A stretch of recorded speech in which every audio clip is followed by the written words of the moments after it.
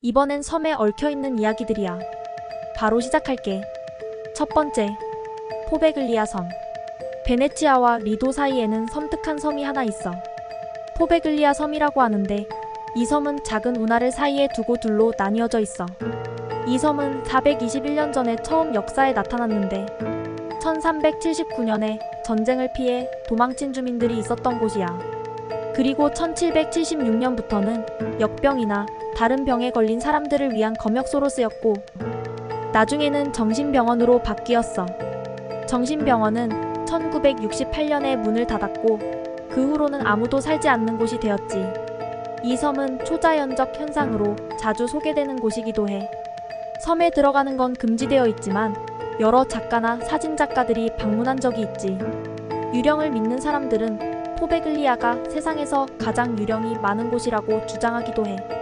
이 병원은 1922년에 포베글리아 섬에 문을 열게 되지. 원래의 목적은 요양을 위한 시설이라고 했지만 본래의 목적이 아닌 다른 용도로 사용될 게 분명하다고 모두들 알고 있었어. 여기서 일한 한 의사가 환자들을 상대로 생체 실험을 하고 잔인하게 고문하다가 죽였다는 전설이 있거든.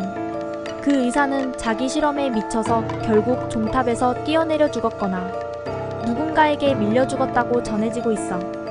병원은 1968년에 닫혔고 폐허만 남았어. 현재까지 정부에서는 양로원이라고 주장하지만 여전히 정신병원이었다는 증거가 남아있어. 섬과 관련된 가장 유명한 전설 중 하나는 미친 의사의 유령이야. 전설에 따르면 의사는 종탑에서 죽은 후에도 섬을 떠돌고 있다고 해.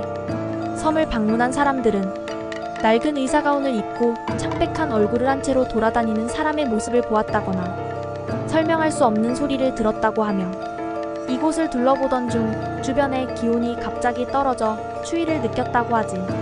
미친 의사의 유령 말고도 섬에서 또 다른 초자연적인 현상도 보고되었어.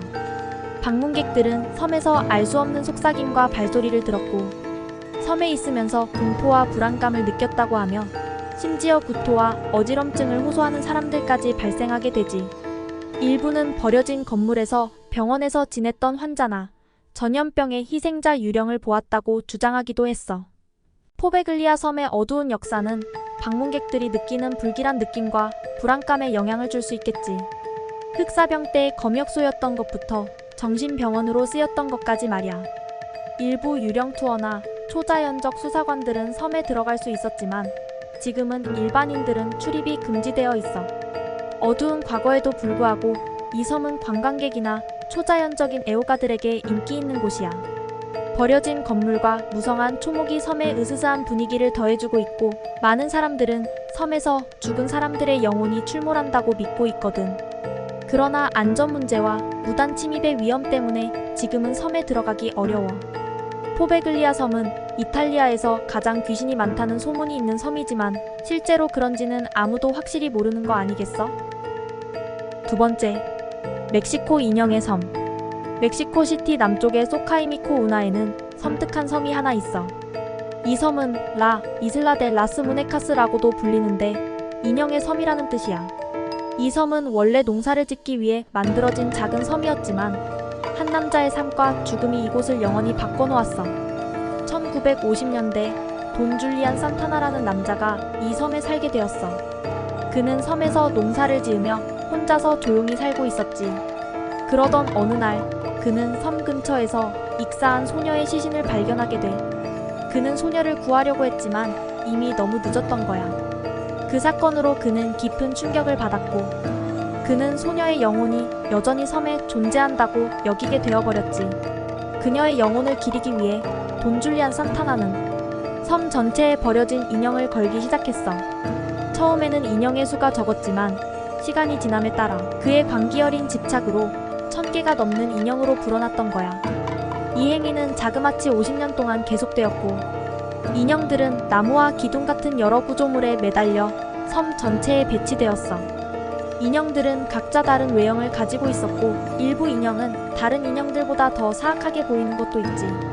팔다리나 눈이 없는 인형도 있었고 얼굴에 금이 가거나 몸이 썩어가는 인형도 있었어.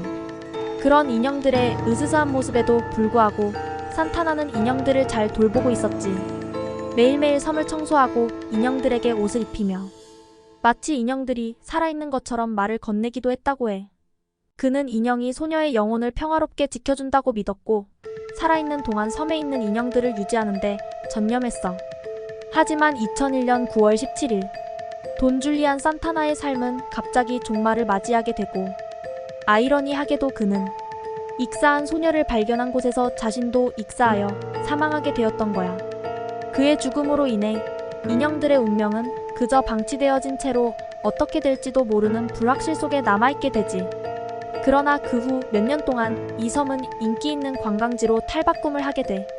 섬뜩한 인형들의 모습을 보기 위해 전 세계에서 방문객들이 몰려오는 기이한 현상이 일어났어. 인형은 오래 기간 방치되었고 그로 인해 인형들의 상태는 손상되었으며 페인트가 벗겨지고 팔다리가 없는 보기에도 흉한 모습을 하고 있었는데도 말이야. 일부 방문객들은 인형이 스스로 움직이는 걸 목격했다고 주장하고 다른 방문객들은 인형들끼리 속삭이는 소리와 웃음소리를 들었다고 해. 또 다른 방문객들 일부는 인형이 익사한 다른 소녀들의 영혼에 사로잡혀 있다고 말하는 반면 다른 일부는 섬에 살았던 돈 줄리안 산타나의 영혼이 섬에 출몰한다고 이야기하지. 이야기와 전설에 관계없이 멕시코 인형의 섬은 정말 독특하지만 섬뜩한 곳이라는 사실을 부인할 수 없는 것 같아. 한때 물에 빠진 소녀의 영혼을 기리기 위해 돈 줄리안 산타나가 장식했던 인형은 이제 스릴을 찾는 관광객들에게 무시무시한 매력이 되어버렸지.